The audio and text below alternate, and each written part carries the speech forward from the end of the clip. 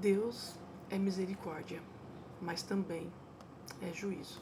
Que eu te cumprimento com a paz do nosso Pai e do nosso Salvador, Senhor Jesus Cristo, e que essa palavra possa tocar o teu coração e que você possa meditar nisso com toda vontade, com todo ânimo, com toda disposição, com toda coragem que crer em Deus exige de nós.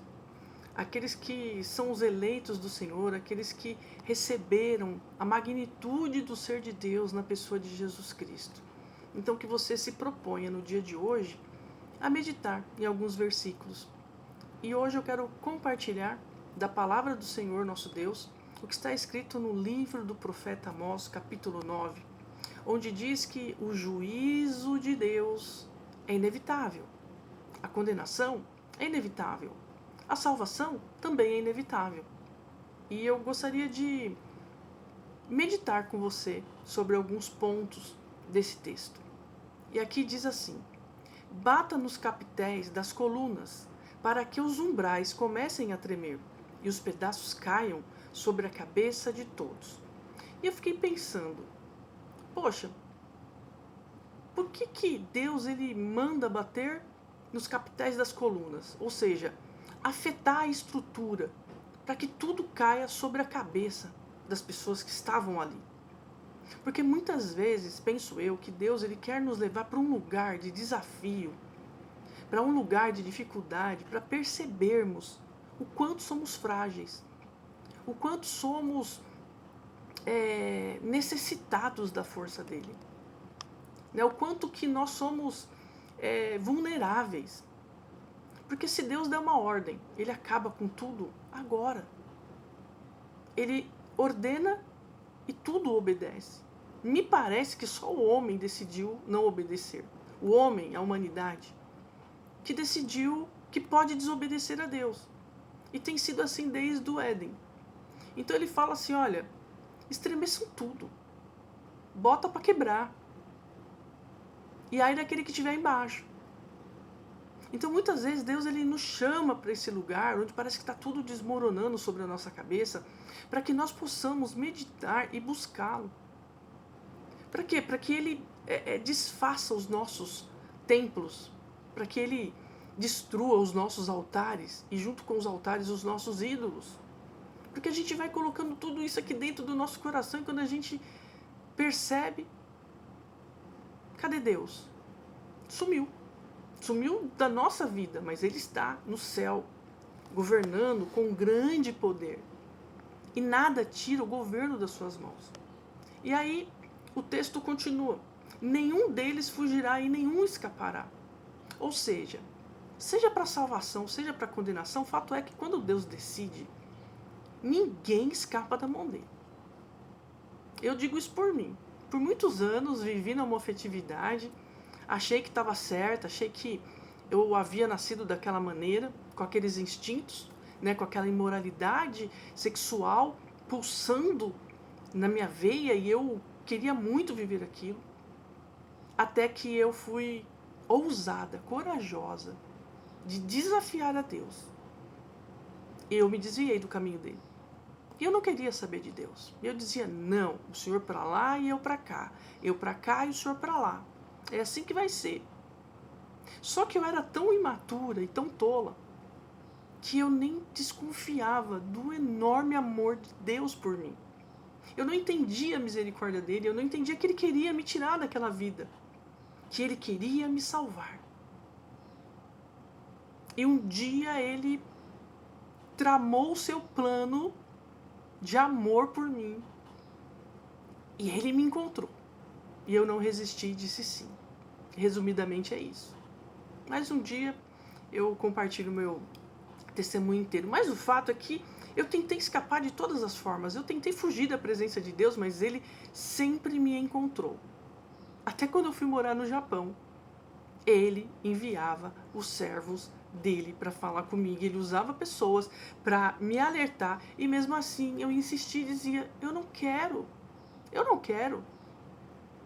Só que ele me quis, e me quis de um jeito que depois de um tempo eu não consegui mais não querê-lo.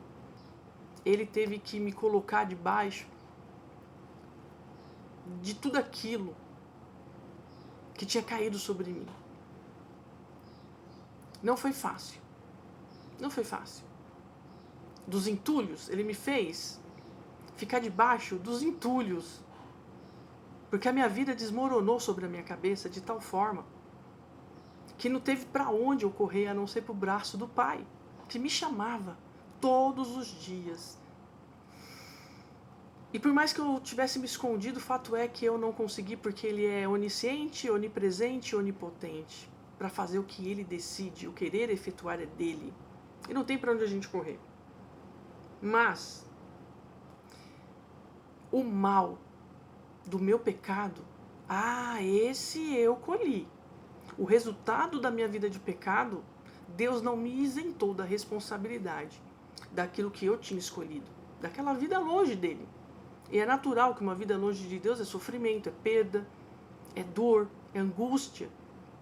Mas aí, de repente, Deus ele me lembra de uma promessa dele, que Jesus Cristo veio ao mundo morrer no lugar de todo aquele que cresce. E um dia eu tinha crido no Senhor Jesus.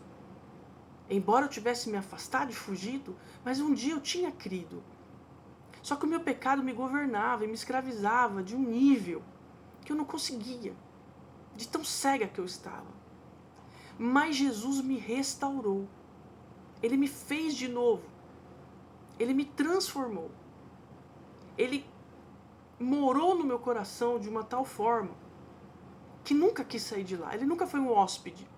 Só que, mesmo ele morando no meu coração, eu o deixava de canto, eu o colocava de escanteio. Não foi uma decisão dele, foi uma decisão minha, porque eu queria o meu pecado.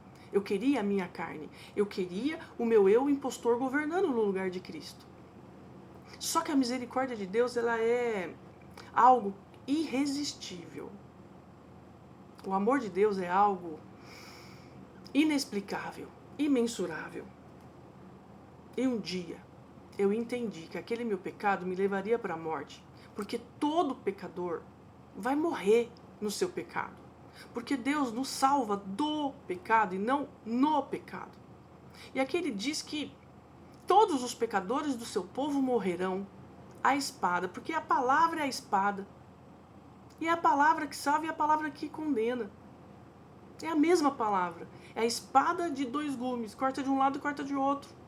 Tanto para o bem quanto para o mal do pecador ou para aquele que se arrepende, que está em Cristo. E aqui diz assim no versículo 10, todos os pecadores do meu povo morrerão à espada.